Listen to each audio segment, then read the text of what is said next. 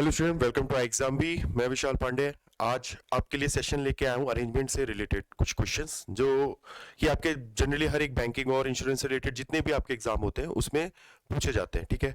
और ये question single questions होते हैं, कई बार डायरेक्ट आपके ग्रुप क्वेश्चंस के फॉर्म में भी आ सकते हैं, एक से दो या तीन क्वेश्चन के फॉर्म में भी आ सकते हैं। और सिंगल क्वेश्चन में आए तो आप इन क्वेश्चंस को तब ट्राई कर सकते हो जब आपके पजल्स वगैरह जो ज़्यादा टाइम लेते हैं उस टाइम को आप लास्ट के जब आपके पास एक दो मिनट बचे तो आप चाहो तो इस क्वेश्चंस को ट्राई कर सकते हो और एक दो नंबर आप आराम से अपना इसमें स्कोर कर सकते हो, ठीक है। तो without any wasting time let's start with the question. तो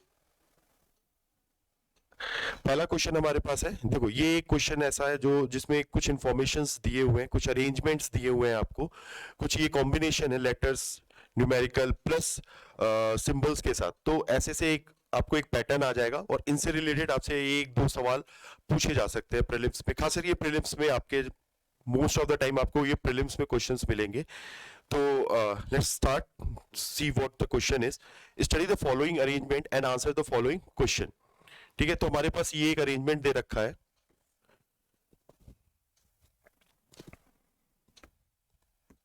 ठीक है, हमारे पास ये अरेंजमेंट कुछ दिया हुआ है, starting with like alphabet digit और कुछ सिंबल्स के साथ आपको ये अरेंजमेंट दे रखे हैं।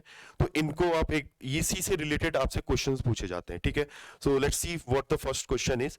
How many symbols are there in a series which are immediately preceded by number and immediately followed by symbol। ठीक है, देखिए पहले क्वेश्चन को समझते हैं क्या बोल रहा है। तो इसमें दो चीज आप ध्यान से तक, जब भी ऐसे क्वेश्चंस आते हैं उसमें एक चीज हमेशा ध्यान रखना है कि क्या पूछ रहा है। तो हमें यहाँ पे पूछा क्या है, सिंबल पूछा है, ठीक है। यहाँ पे हमें सिंबल पूछा है, उसके बाद एक चीज बोल रहा है immediately preceded, preceded by and immediately followed by, ठीक है ना।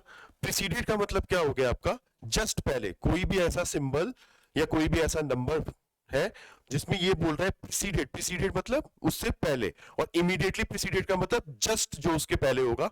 वो ऐसे ऐसे सिंबल्स ढूंढने हैं जिसके जस्ट पहले क्या हो, नंबर, और इमीडिएटली फॉलोड बाय सिंबल। तो इमीडिएटली फॉलोड का मतलब क्या हुआ, जस्ट उसके बाद, ठीक है ना, जस्ट उसके बाद। तो इमीडिएटली फॉलोड बाय मतलब जस्ट उस सिंबल के बाद हमारे पास क्या आ रहा है, सिंबल, ठीक है ना। तो ये क्वेश्चन का मतलब क्या है, हमको ऐसे सिंबल इस अरेंजमेंट से पता करने हैं जिसमें जस्ट उसके पहले क्या हो, नंबर हो, और उस सिंबल के जस्ट बाद भी क्या हो, सिंबल हो, ठीक है ना। तो लेट्स सी क्या क्या है।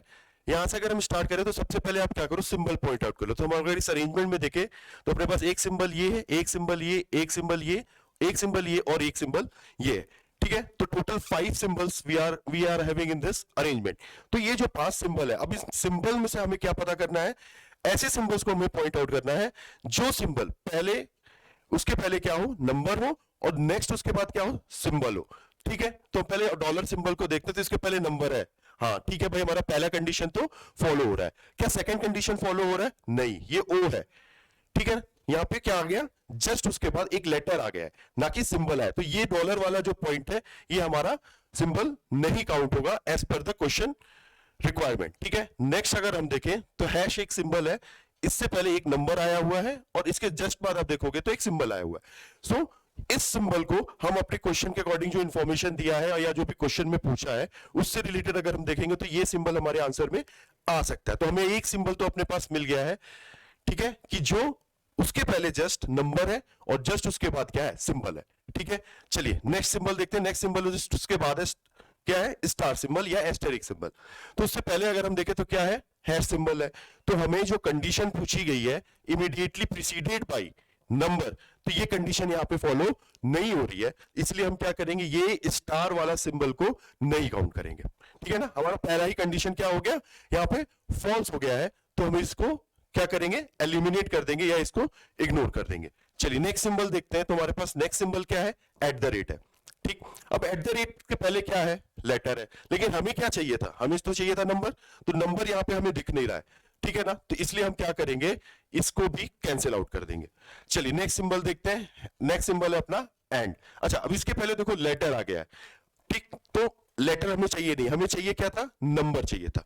अब नंबर हमें नहीं है यहाँ पे, और एक चीज यहाँ पे आप देखोगे, इसके फॉलोड बाय तो कोई भी ना नंबर है ना सिंबल है और ना ही कोई अल्फाबेट है, तो ये भी क्या होगा, सिंबल हमारा कैंसिल आउट हो जाएगा। ठीक है, तो इस पूरे अरेंजमेंट में से as per the requirement of our question हमें जो एक मिला है, केवल एक सिंबल मिला है, दैट इज हैश। ठीक है ना, तो इस वजह से हमारा आंसर क्या हो जाएगा, ऑप्शन सी, दैट इज 1।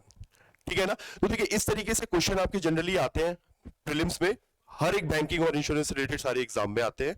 तो ये क्वेश्चंस ऐसे होते हैं कि अगर थोड़ा सा फोकस बना के चीजें करो तो इसमें बहुत ज्यादा कोई रॉकेट साइंस लगता नहीं है। ठीक है ना, बस एक अरेंजमेंट देखना है, बस एक चीज फोकस बना के रखना है कि हमें क्वेश्चन में पूछ क्या रहा है, तो हमें बस क्वेश्चंस में वो चीजें पॉइंट आउट करनी है। जैसे यहाँ पे सिंबल्स है, प्रीसीडेड बाय क्या पूछ रहा है, नंबर है, और फॉलोड बाय सिंबल है, तो इसी तरीके से कॉम्बिनेशन करके क्वेश्चंस पूछे जाते हैं। चलो इसमें एक और क्वेश्चन देखते हैं। ठीक है ना, अगर इसमें हमें ये बोले कि हमें ऐसे लेटर बताओ, ठीक है ना, we have to find out कि ऐसे कितने लेटर है जिसके जस्ट पहले नंबर आया है और जिसके जस्ट बाद में क्या आया है, सिंबल आया है। ठीक है, हमें ऐसे लेटर पता करने हैं जिसके जस्ट पहले क्या है, नंबर, और जस्ट बाद में क्या है, सिंबल।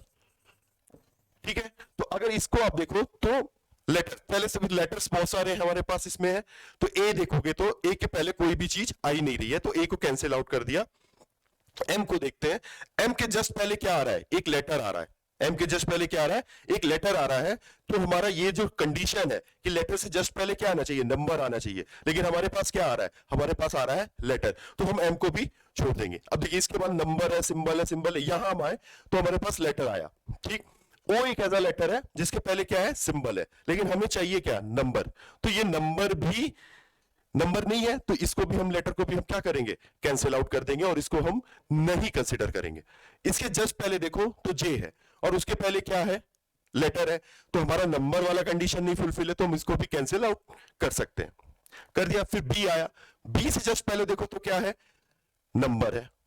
ठीक है भाई, हमारा पहला कंडीशन क्या हुआ, फुलफिल हो गया, तो हम इसको कंसीडर कर सकते हैं। लेकिन हमारा एक कंडीशन और है कि जिस लेटर के बाद क्या होना चाहिए, सिंबल होना चाहिए, बट यहां पे अगर आप देखोगे तो ये लेटर के बजाय क्या है, सॉरी, लेटर के बाद क्या है, सिंबल के बजाय क्या है, एक लेटर है। ठीक है ना, तो इसको भी हम कंसीडर नहीं करेंगे। सिमिलरली आप अगर के को देखो तो उसके पहले क्या आ जा रहा है, लेटर आ जा रहा है, but what is our requirement, requirement is number, तो हम नंबर नहीं है तो के को भी हम कंसीडर नहीं करेंगे। सिमिलरली अगर डब्ल्यू को आप देखो तो डब्ल्यू के पहले भी क्या आ रहा है, लेटर आ रहा है, ठीक है, तो इसको भी हम कंसीडर नहीं करेंगे। तो डी आप देखो, डी एक ऐसा लेटर है जिसके पहले नंबर भी है और बाद में सिंबल भी है, तो ठीक है, हमें इस अरेंजमेंट में एज पर दिस क्वेश्चन और ये कंडीशन जो हमें दी है, इसके वजह इससे आगे आप देखोगे तो डी एक ऐसा अपना पेयर मिल रहा है, लेटर है कि जिसके पहले क्या है, नंबर भी है और बाद में सिंबल भी है। ठीक है ना, तो डी एक कंसीडर हम कर सकते हैं, तो एक लेटर हमको इस पूरे अरेंजमेंट में मिल चुका है। नेक्स्ट अगर आप पी देखोगे तो पी के जस्ट पहले सिंबल है, लेकिन हमारी रिक्वायरमेंट क्या है कि सिंबल बाद में होनी चाहिए।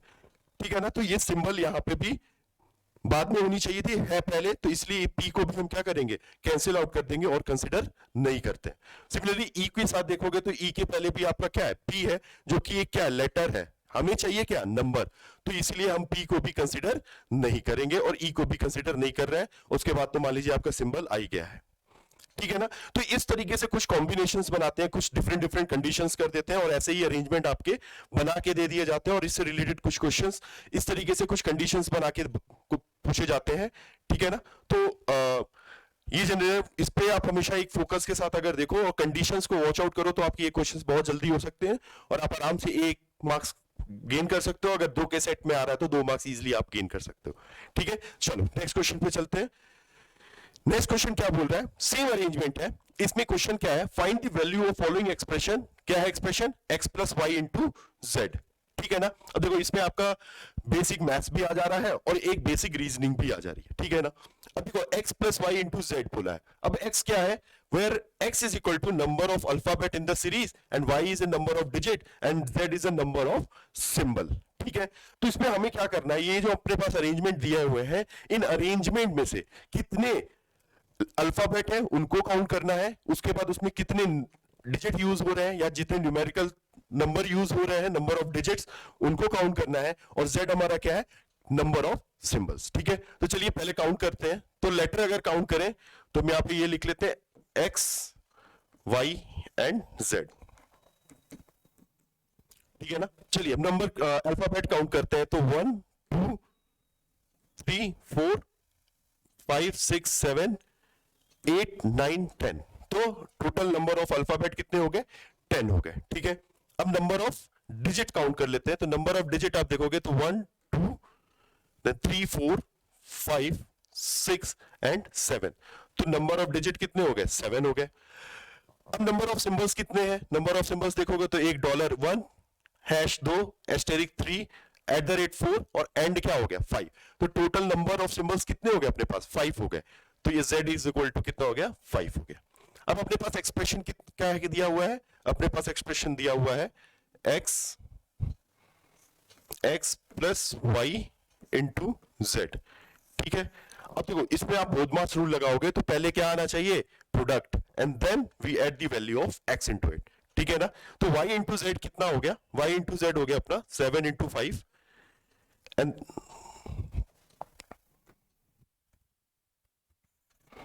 7 इंटू 5, 7 इंटू 5 कितना हो जाएगा? 35 हो जाएगा। तो 7 इंटू 5 प्लस 10। अब इसको आप सॉल्व करोगे तो ये आपको वैल्यू क्या दे देगा? 35 and we add 10 into it, तो टोटल वैल्यू क्या मिल जाएगी हमें? 45 मिल जाएगी। ठीक है ना, तो ये इस क्वेश्चन का आंसर क्या हो गया अपने पास? ऑप्शन बी हो गया, दैट इज 45।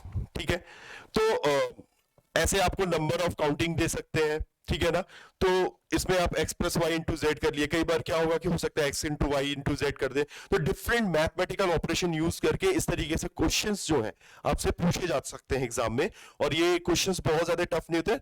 अगर आप इसको बहुत वही है कि आप थोड़ा फोकस के साथ करो तो ये क्वेश्चंस आप मतलब लेस देन 20 सेकेंड्स में भी आप ये चाहो तो क्वेश्चन सॉल्व कर सकते हो। ठीक है ना, चलिए अब इसमें एक क्वेश्चन, एक तरीके से ये भी क्वेश्चन पूछा जा सकता है कि वो ये जो एक अरेंजमेंट दिया है, ठीक है ना, अगर इसके राइट हैंड से, जो राइट हैंड से फिफ्थ एलिमेंट है, उसका left element, just left element क्या होगा?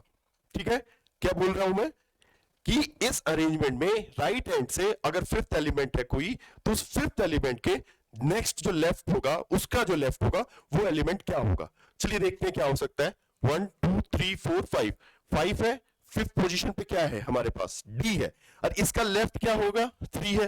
तो अपने 3 अपने को क्या मिल गया? जो राइट हैंड से फिफ्थ पोजीशन पे जो भी लेटर है या सिंबल है या नंबर है, उसके लेफ्ट पोजीशन पे क्या है? तो हमारे को क्या मिल रहा है? 3 मिल रहा है। तो अपना आंसर क्या हो जाएगा? 3 हो जाएगा। ठीक है, अब इसको थोड़ा सा और कॉम्प्लेक्स किया जाए तो ये बोला जा सकता है कि राइट हैंड से सेवेंथ नंबर पे जो एलिमेंट है, उसका राइट से सेकेंड नंबर पे एलिमेंट कौन सा होगा?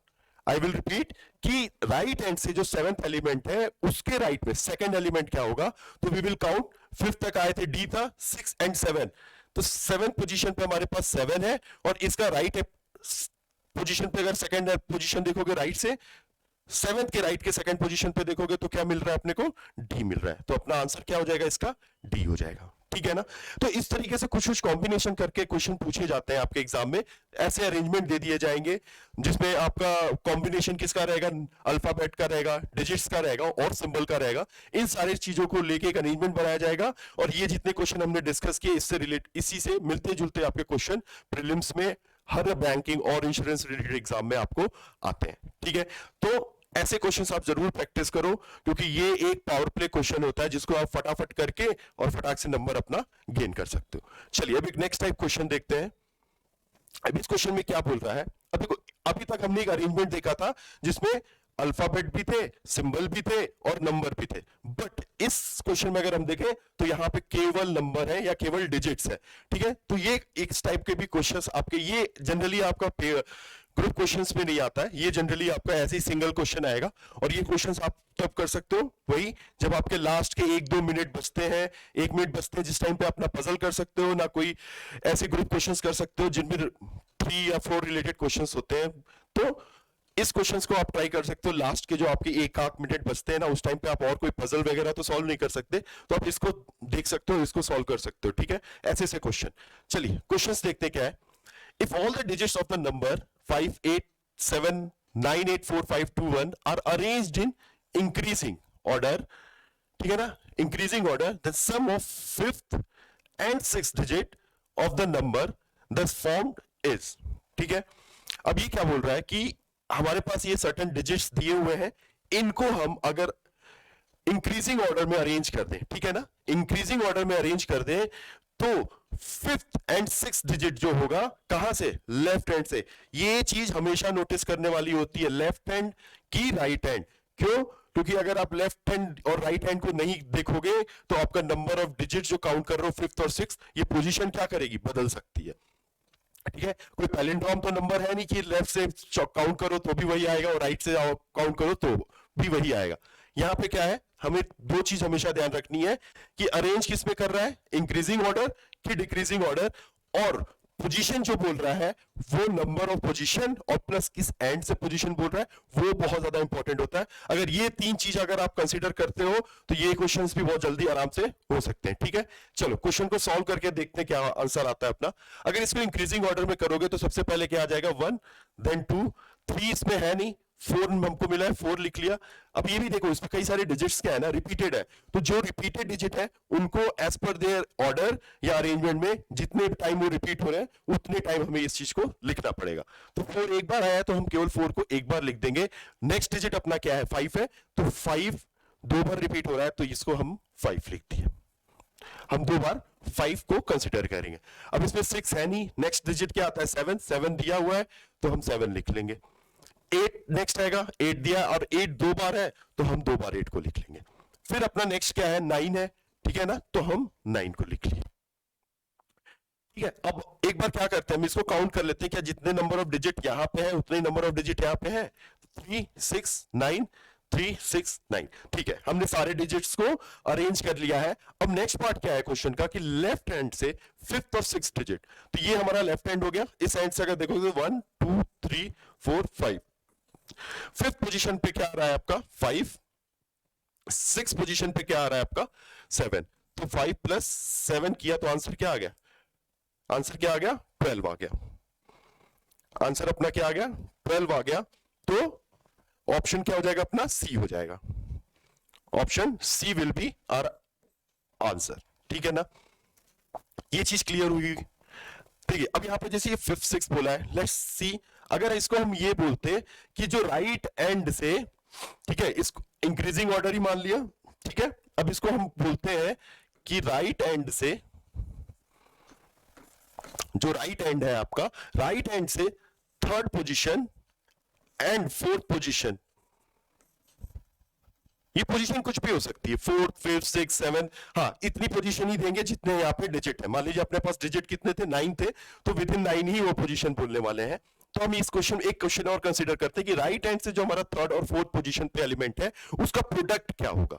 यहाँ पे हमने सम देखा था, अब हम प्रोडक्ट की बात कर रहे हैं। तो राइट हैंड से अगर आप देखोगे तो 1 2 3, 3 पे क्या आ रहा है आपका, 8 आ रहा है, और फोर्थ पे क्या आ रहा है, 7 आ रहा है, तो 8 इंटू 7 क्या हो जाएगा, 8 इंटू 7 आपका 56 हो जाएगा।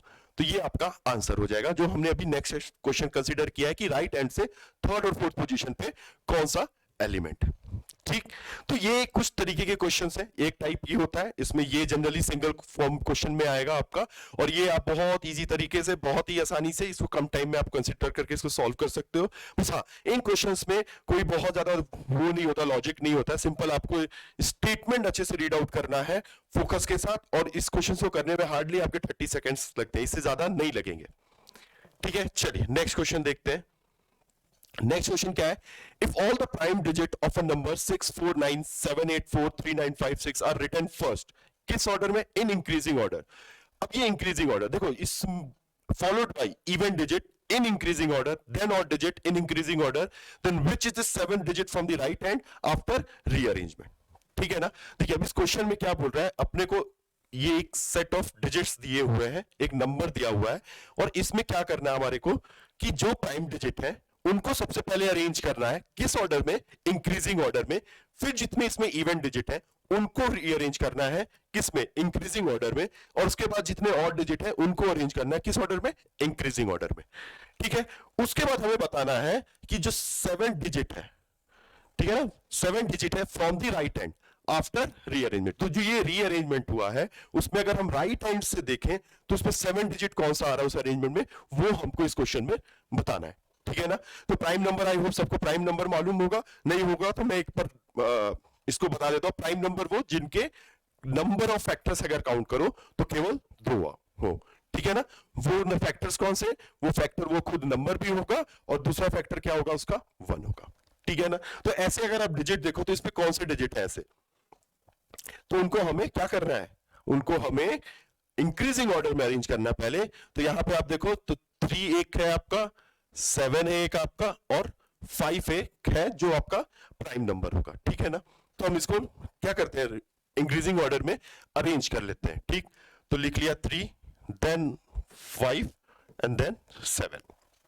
अच्छा 9 क्यों नहीं होगा, 9 तो प्राइम नंबर होना चाहिए कि नहीं होना चाहिए, 9 प्राइम नंबर नहीं होगा, क्यों, क्योंकि इसके 3 फैक्टर होंगे, एक 9, एक 3 और एक 1, तो हम 9 को कंसीडर नहीं करेंगे।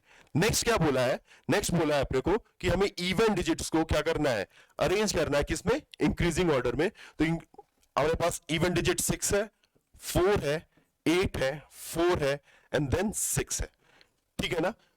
और तो कोई ऐसा डिजिट है नहीं जो इवन है इसमें, तो हम डिजिट्स को, जो इवन डिजिट्स है उनको इंक्रीजिंग ऑर्डर में अरेंज कर लेते हैं। सबसे पहले क्या आएगा 4। अच्छा देखो 4 यहां पे 2 बार रिपीटेड है तो हम इसको 2 बार लिखेंगे, ठीक। एंड देन उसके बाद हमारा क्या है, नेक्स्ट डिजिट 6 है, और 6 भी इसमें देखोगे आप तो 2 बार रिपीटेड है, तो हम 6 को 2 बार लिख लेते हैं, ठीक है ना। अब उसके बाद क्या बचा हमारे पास, 8 बचा, तो हम 8 को यहां लिख लिए। अब हमारे पास सारे इवन डिजिट्स क्या हो गए, खत्म हो गए, सारे प्राइम डिजिट्स खत्म हो गए, बचा क्या रह गया अब, ऑड डिजिट, और उसको भी हमें किस ऑर्डर में लिखना है, इंक्रीजिंग ऑर्डर में लिखना है, और रिपीटेड यहाँ पे 2 बार है तो 9 को हम 2 बार लिख लेंगे। एक बार बस काउंट कर लेते हैं कि हमने सारे डिजिट्स को कंसीडर कर लिया है कि नहीं, ठीक है ना। तो एक बार काउंट कर लेते हैं, 3 6 10, 3 6 10, तो ठीक है, हमने सारे डिजिट्स को क्या किया है, कंसीडर कर लिया है उनको। अभी हमारा रीअरेंजमेंट हो चुका है, जो पहले दिया था उसको एज पर द कंडीशन हमने इसको क्या कर लिया, रीअरेंज कर लिया है, ठीक है, जैसा इंफॉर्मेशन हमको दिया हुआ था। अब क्या बोल रहा है ये कि हमारा जो 7 डिजिट है किस एंड से, राइट हैंड से, तो हमारा राइट हैंड ये है, तो 1 2 3 4 5 6 एंड 7। तो 7th पोजीशन पे हमारा कौन सा एलिमेंट आ रहा है, 7th पोजीशन पे हमारा एलिमेंट 4 आ रहा है। So our answer will be, और आंसर विल बी बी, ठीक है। तो इस तरीके से कुछ अरेंजमेंट देते हैं। हो सकता था इसको क्वेश्चन को अगर डिक्रीजिंग ऑर्डर पे कर दो तो इसको डिक्रीजिंग ऑर्डर में कर देते हैं। चलो एक बार डिक्रीजिंग ऑर्डर वाला भी पार्ट देख लेते हैं। तो इसका जस्ट उल्टा कर लो तो क्या हो जाएगा, 9 9 8 6 6 4 4 7 5 एंड 3, ठीक। इसमें राइट हैंड से पूछा था, अभी भी हम राइट हैंड ही लेते हैं, 7th पोजीशन के बजाय हम इसको कर लेते हैं 4th पोजीशन। तो इस अरेंजमेंट में राइट हैंड से 4th एलिमेंट क्या होगा, ये अगर पूछेगा तो कैसे करोगे, यही प्रोसेस लगाओगे और राइट हैंड से 4th पोजीशन आपको काउंट करना पड़ेगा। तो काउंट करो 1 2 3 एंड 4, तो ये क्या हो गया 4। अभी भी आंसर हमारा क्या आ रहा है, 4 आ रहा है, ठीक है। तो ये एक टाइप क्वेश्चन होते हैं जिसको आपको जनरली आपके एग्जाम्स में पूछे जाते हैं, प्रीलिम्स में, बैंक और इंश्योरेंस के। और ये सब क्वेश्चंस करने में आपको ज्यादा टाइम लगता नहीं है, तो बस थोड़ा सा फोकस अगर आप बनाए रहो तो ये सारे क्वेश्चन बहुत इजी तरीके से आप इसको सॉल्व कर सकते हो। और थोड़ा प्रैक्टिस कर लो तो जो ये भी इतने अरेंजमेंट करने की जरूरत की पड़ेगी, बट हाँ वो इंफॉर्मेशन से रिलेटेड आपको हमेशा वो चीज हमेशा क्या करना पड़ेगा, ध्यान देना पड़ेगा, ठीक है। चलिए नेक्स्ट क्वेश्चन देखते हैं, ठीक है। एक ये क्वेश्चन है जो आपके मतलब प्रीलिम्स में भी आ सकता है, मतलब 30-40% चांस है कि ऐसे क्वेश्चन प्रीलिम्स में आएंगे, लेकिन हाँ मेंस में ज्यादा चांसेस होते हैं ऐसे क्वेश्चंस आने का, ठीक है ना। जो भी आपके बैंकिंग इंश्योरेंस रिलेटेड एग्जाम होते हैं उसमें इस तरीके के क्वेश्चन जनरली आपके कब आते हैं, मेंस में आते हैं। और ये 1 मार्क्स का क्वेश्चन ही आएगा, मेंस में आएगा तो 1 मार्क्स का आएगा, और प्रीलिम्स में इसीलिए नहीं आएगा क्योंकि मतलब पजल्स वगैरह होते हैं, तो इस तरीके के क्वेश्चन जनरली अरेंजमेंट से आपके मेंस में ही पूछे जाते हैं, ठीक है ना।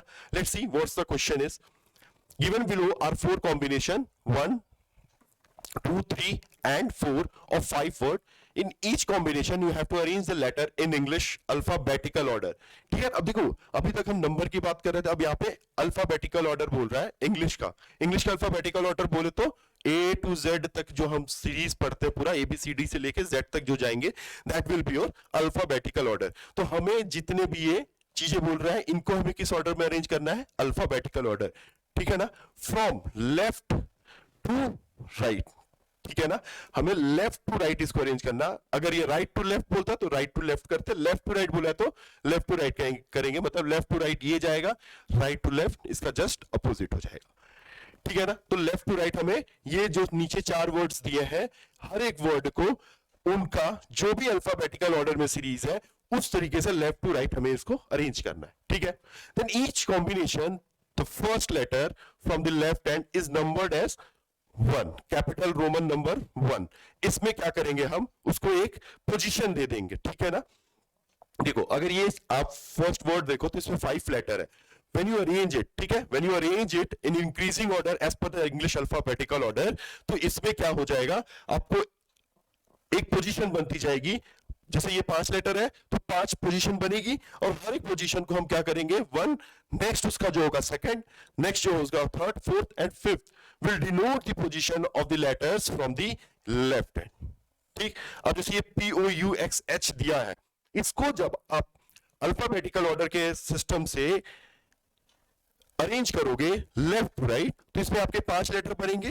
तो पहले लेटर को हम 1 से डिनोट करेंगे, दूसरे लेटर को हम सेकंड से डिनोट करेंगे, तीसरे लेटर को हम थर्ड से डिनोट करेंगे, फोर्थ लेटर को फोर्थ पोजीशन, और फिफ्थ को इस फिफ्थ से रिप्रेजेंट करेंगे।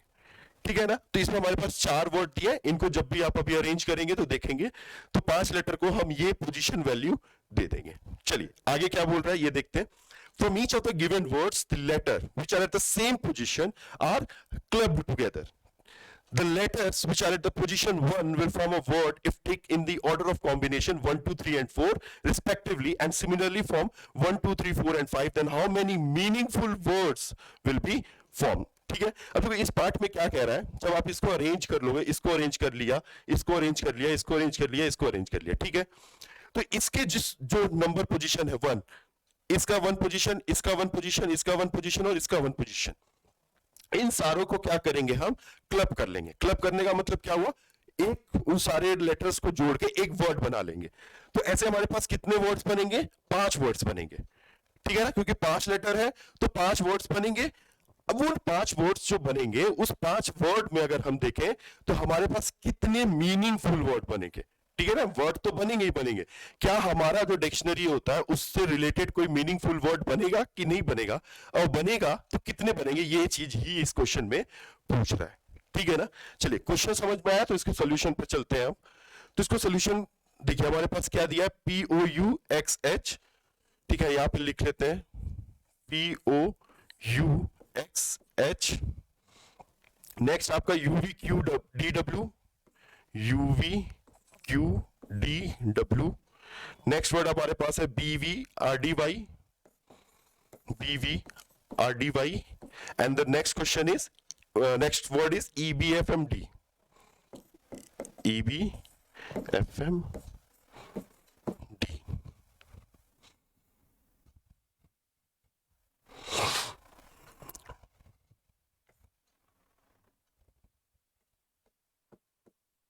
अब हमारे पास ये 4 वर्ड्स दिए हुए हैं 1, 2, 3, 4।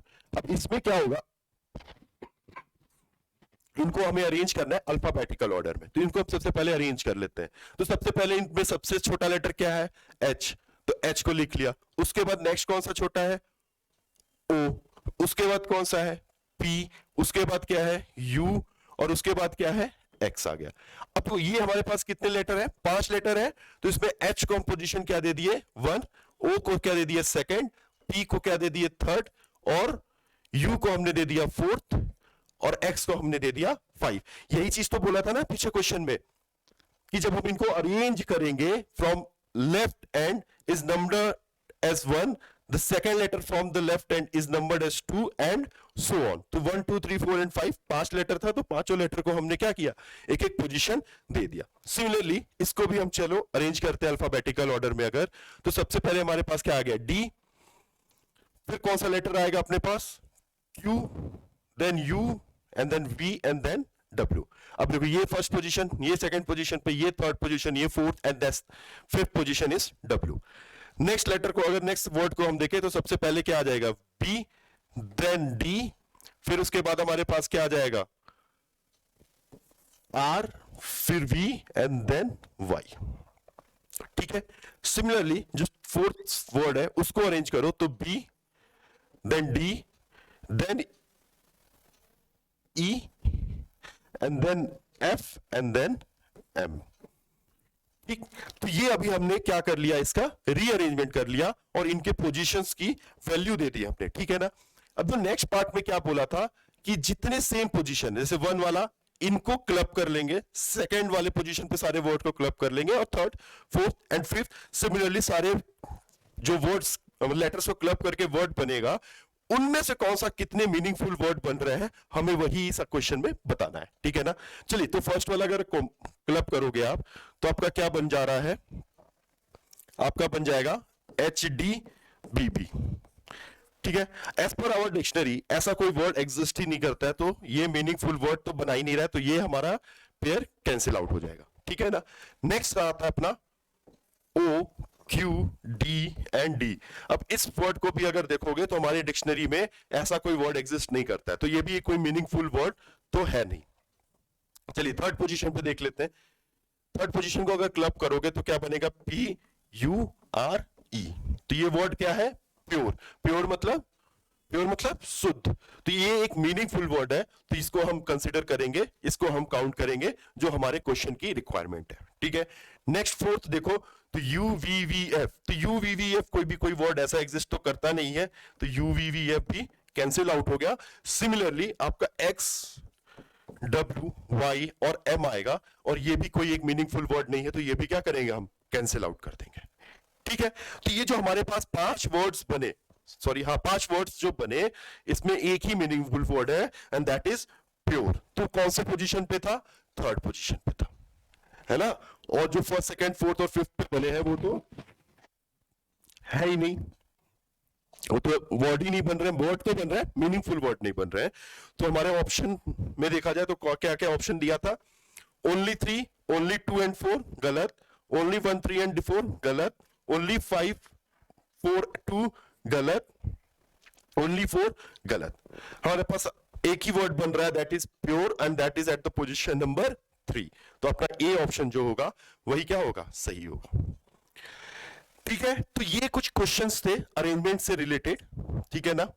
तो ऐसे से ही जनरली क्वेश्चन आपके आते हैं एग्जाम्स में, प्रीलिम्स में, बेसिकली इसी से वही मॉडिफिकेशन होगा। जैसे मान लो हमने यहाँ पे लेफ्ट हैंड में किया, उन्होंने राइट हैंड से पूछ लिया, हमने 7th बोला, उन्होंने 5th पूछ लेंगे, ठीक है। और थोड़े एक्स्ट्रा क्वेश्चन जो हमने फ्रेम करके इन क्लास में देखे हैं, उसी तरीके से मिलते जुलते आपके क्वेश्चंस जनरली प्रीलिम्स में आते हैं। कोई भी आप बैंकिंग पेपर दे रहे हो, कोई भी इंश्योरेंस का पेपर देने जा रहे हो, अभी आपके रिसेंट जितने भी एग्जाम आने हैं, ये सब क्वेश्चंस को आप ट्राई करो। जितना प्रैक्टिस करोगे आपकी स्पीड बढ़ेगी, और इन क्वेश्चंस को जितना जल्दी कर लोगे, आप बाकी टाइम को बाकी क्वेश्चंस में दे सकते हो, और इनमें आप डेफिनेटली आपके सारे क्वेश्चन तो सेम मार्क्स के होते हैं ना, तो आप इनको अगर जल्दी कर सकते हो तो ये this kind of question be like कि आपका पावर प्ले चल रहा है, जितना इसको करना है इसको फटाफट करके इसको खत्म करने का, ठीक है ना। तो ये क्वेश्चन आप ट्राई करना, प्रैक्टिस करना, ठीक है। और अगर कोई डाउट होता है आपके क्वेश्चंस में तो जरूर वीडियो के सेक्शन में कमेंट में अपना डाउट्स जरूर शेयर करना। Will try to handle those questions और उसका सोल्यूशन प्रोवाइड करने का कोशिश करेंगे पूरा, ठीक है ना। तो आप प्रैक्टिस करो इस क्वेश्चंस को, अपने कहीं से भी कोई पीडीएफ मिले उसमें करो, हमारे वेबसाइट पे जाओगे तो आपको खुद क्वेश्चंस खूब सारे मिलेंगे, फ्री मॉक टेस्ट अवेलेबल है, उनमें से क्वेश्चन अटेम्प्ट करो, and if you any kind of doubt in those question you can post into the comment section, okay, ठीक है। तो आज का सेशन आज हम यहीं तक रखते हैं, बाकी नेक्स्ट सेशन हम लेके आएंगे और किसी टॉपिक पे डेफिनेटली, और आप इसमें प्रैक्टिस जितना करोगे उतना ज्यादा आपको फायदा होगा, ओके। सो आज का सेशन यही एंड करते हैं then, thank you, bye bye, have a nice day.